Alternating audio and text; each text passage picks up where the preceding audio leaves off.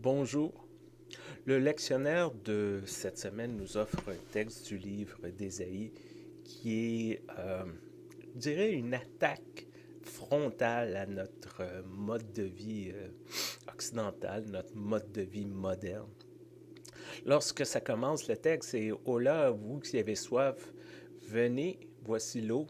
Même sans argent, venez, prenez de quoi manger, c'est gratuit, du vin ou du lait, c'est pour rien.» C'est un beau texte, mais c'est ça, c'est une attaque parce que oui, on aime bien ces idées-là, mais on se dit, dans la vraie vie, il n'y a rien de gratuit, là. Notre système de santé, on ne paye pas, mais c'est pas gratuit. On le paye par nos impôts, on paye par nos taxes.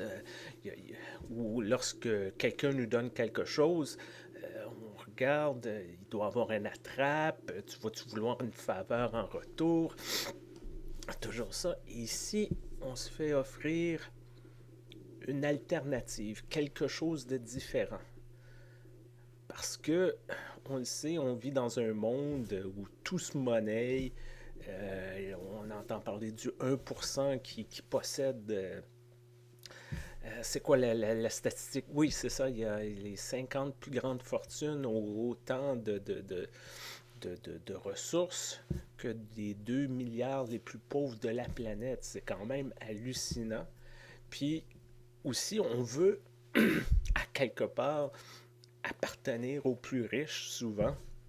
Et on travaille fort et dans des emplois qui souvent nous dit pas grand chose ou on fait des compromis puis finalement on se rend compte que il nous manque quelque chose dans notre vie, on n'est pas pleinement satisfait, on n'est pas épanoui.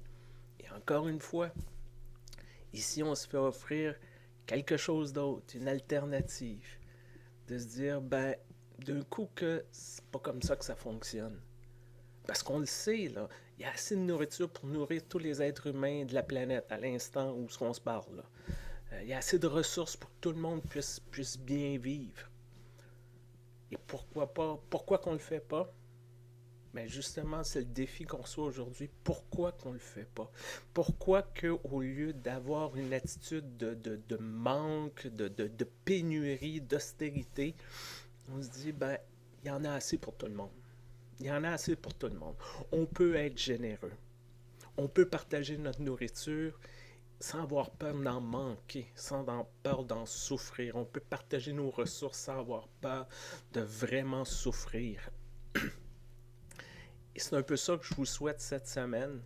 C'est de cet éveil à dire, ben oui, en tant que peuple de Dieu, en tant que gens qui croient en Dieu, ce Dieu-là qui a donné de la nourriture à son peuple pendant l'exil, pendant l'exode, je veux dire, excusez-moi, la manne qui tombait du ciel, à tout le monde sans exception, là, ceux qui travaillaient, ceux qui ne travaillaient pas, il y en avait pour tout le monde.